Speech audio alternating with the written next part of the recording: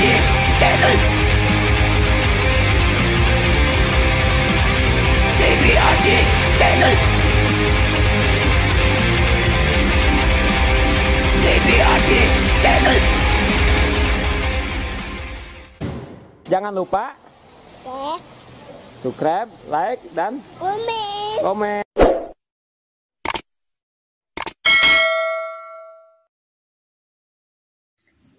Halo, assalamualaikum warahmatullahi taala wabarakatuh. Jumpa lagi dengan TBAD Channel. Oke, sobat-sobat TBAD dimanapun berada, terima kasih selalu mensupport, mendukung channel yang sederhana ini. Dan insya Allah dari tontonan-tontonan rekan-rekan, jika ini menghasilkan rupiah, maka akan ada bagian yang akan kita salurkan untuk anak yatim. Secara otomatis rekan-rekan pun membantu beramal secara tidak terasa ya. Dengan menyimak video ini, kalian beramal tidak terasa bisa membantu anak yatim. Oke, untuk di kesempatan kali ini, sebenarnya ini sudah lama ingin saya sampaikan, cuman mencari waktu yang tepat, timing yang tepat. Untuk di video kali ini kita tidak membahas tentang berburu ataupun apa, tapi kita akan membahas sedikit tentang filter yang ada di YouTube kita ya. Tentunya rekan-rekan sudah tahu fungsi dari filter yang sudah disediakan oleh YouTube. Untuk filterisasi komentar itu ada untung dan ruginya ya bro, ada untung dan ruginya. Tapi kalau saya pribadi, saya tidak menggunakan filter itu karena saya merasa lebih banyak ruginya dibanding untungnya gitu. Jadi begini loh bro, fungsi dari filter itu adalah untuk menyaring atau memilih komentar yang tidak kita sukai, tidak kita senangi, agar itu nanti masuk ke dalam kolom peninjauan atau spam. Tapi setelah saya perhatikan dari setiap kejadian-kejadian dan perjalanan waktu, saya melihat ternyata filter ini lebih banyak ruginya dibanding untungnya bro. Dulu saya pernah coba juga menggunakan itu, ternyata ya memang lebih banyak ruginya gitu kan. Jadi kita kembali dulu ke fungsi dari filter itu. Fungsi filter itu adalah untuk menyaring komentar yang tidak kita suka. Nah, sekali lagi, untuk menyaring komentar yang kita tidak suka. Kalau kita membuat filter kata-kata yang memang itu tidak kita suka, ya itu memang tempatnya di situ gitu kan. Tapi saya lihat sekarang ini kan kebanyakan para youtuber itu, apalagi youtuber pemula seperti saya ini, memfilter komentar itu asal. Jadi malah yang difilternya itu sangat banyak. Itu dari mulai angka itu kan dan lain-lainnya itu kan. Contoh-contoh yang sering terjadi yang mereka filter karena mereka nggak mau spam, nggak mau ribet gitu kan. Ternyata malah jadi ribet dan spam. Biasanya mereka selalu memfilter angka 0 sampai 9. Kemudian ada kata kopi, kata padamkan, amankan, amanah, mantap, padam balik, dan lain-lain. Contoh-contoh biasanya kata-kata yang sudah difilter oleh mereka. Sekarang kita berbicara tentang itu sangat banyak sekali kata-kata yang mereka kadang-kadang masukkan, itu lebih dari banyak kata yang akhirnya komentar orang yang baik pun akhirnya menjadi spam karena di dalam komentarannya mereka itu ada kandungan kata-kata seperti tersebut. Jadi setiap tulisan kata-kata atau angka yang sama dengan apa yang kita masukkan dalam filter, maka secara otomatis akan masuk ke dalam komentar yang perlu ditinjau atau spam. Nah itu kan rugi buat kita, bro. Keuntungannya adalah setiap komentar yang memang kita tidak suka secara otomatis, yang kita tidak suka secara otomatis tidak akan muncul di kolom komentar kita gitu. Jadi nggak bikin kotor kolom komentar kita. Itu keuntungannya sebenarnya. Jadi kalau ada komentar-komentar yang tidak kita sukai, secara otomatis itu akan disaring, difilter dan ditaruh di kolom peninjauan atau spam. Jadi kita lebih santai untuk menikmati atau membaca komentar-komentar dari rekan-rekan kita yang hadir. Tapi di balik itu ada kerugian-kerugian yang memang terlihat di situ, sangat terlihat di situ. Kerugian-kerugiannya salah satunya adalah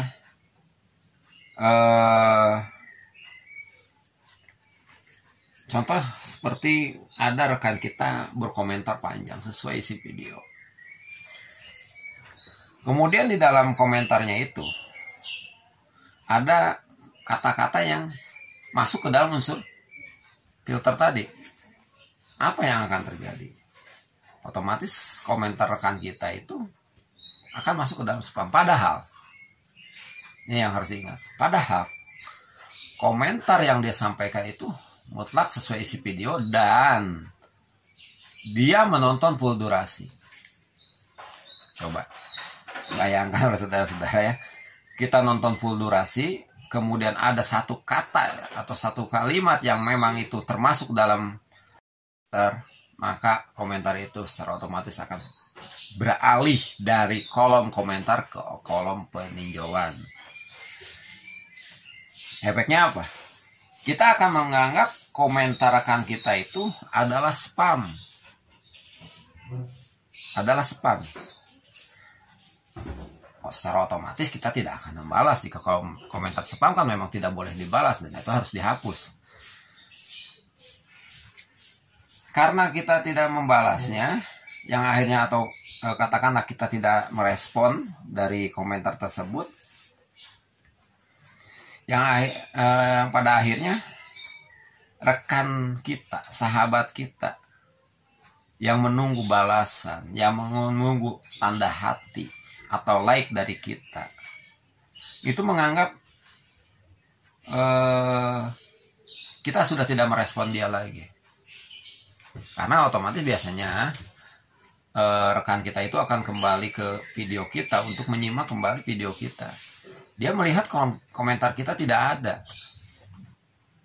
Komentarnya tidak ada gitu kan. Otomatis dia akan bersangka, oh komentar saya dihapus. Dan itu jika terjadi pada rekan-rekan sekalian. Begitu komentar Anda dihapus di dalam komentar. Sementara kita mengatakan apa ya. Dan tidak direspon. Sementara kita lihat lagi. Kok semua komentar yang ada di kolom komentar itu direspon oleh pemilik video, kok komentar saya tidak ada respon? Apa yang akan terjadi? Yang akan terjadi adalah begitu pemilik komentar itu melihat kejadian seperti itu, timbullah pemikiran yang memang kita bilang negatif, ya bisa jadi negatif karena kesalahan kita. Ternyata YouTuber yang kita kunjungi channelnya itu sombong. Satu, itu udah jelas rugi karena kita sudah dibilang sombong.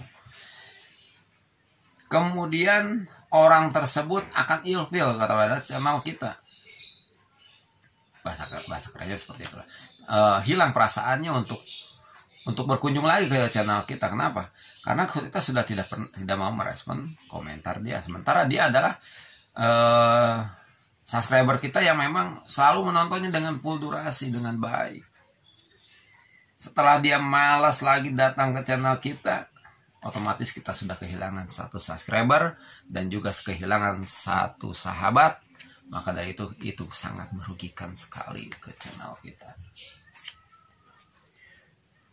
Nah itu biasanya kan seperti itu. Jadi terus coba bayangkan jika Anda memfilter satu angka angka 0 sampai 9. Kemudian di video Anda terjadi urutan kejadian. Kejadian 1, kejadian 2, kejadian 3, kejadian 4 sampai seterusnya.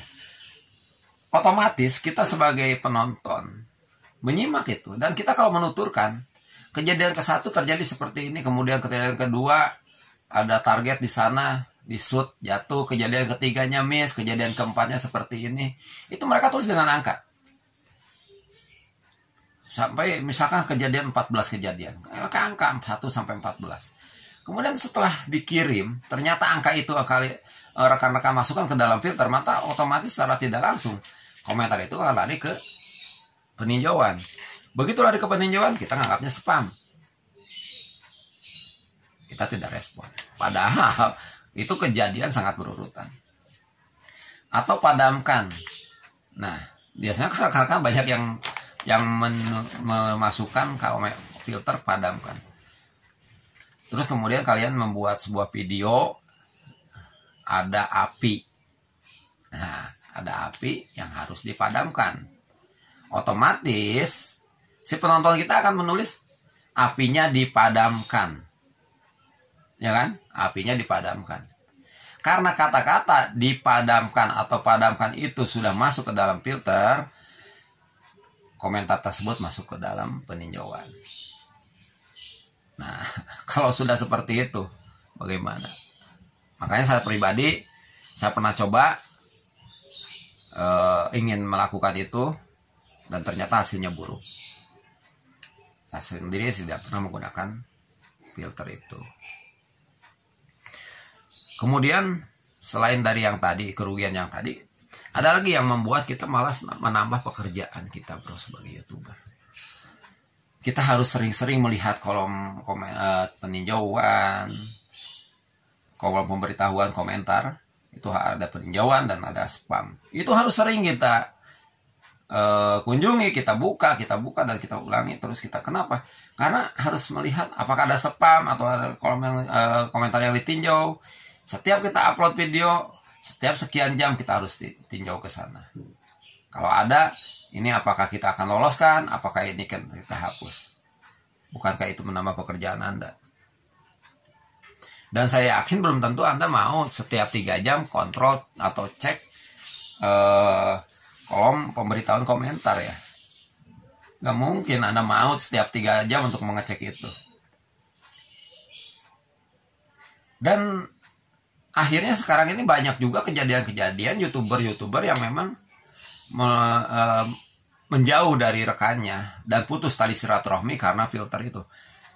Gitu. Karena filter itu. Jadi masuk lagi ke peninjauan, tidak direspon lagi, masuk lagi ke peninjauan, tidak direspon lagi. Padahal tadinya silaturahminya sangat bagus.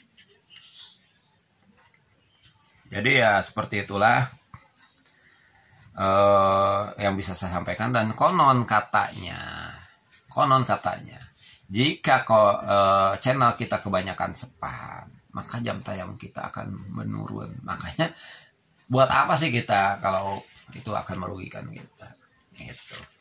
Kalau rekan-rekan mau filter, silahkan filter kata-kata yang jorok, kata-kata yang hinaan, atau kata-kata yang memang arogan, ya silahkan. Tapi kalau untuk kata-kata yang dirasa tidak terlalu mengganggu channel kita, ya udah biarkan saja. Karena itu hanya akan merugikan channel kita sendiri. Oke bro, demikian tutorial atau tips dari saya. Untuk kali ini, saya TBAD Channel mengucapkan banyak-banyak terima kasih atas kesediaan rekan-rekan menonton video ini sampai selesai. Dan insya Allah untuk rekan-rekan yang menonton video ini sampai selesai, semoga menjadi amal ibadah Anda dalam menyantuni anak yatim. Terima kasih. Wabillahi taufiq wal hidayah. Wassalamualaikum warahmatullahi taala wabarakatuh. Bravo, salam sehat.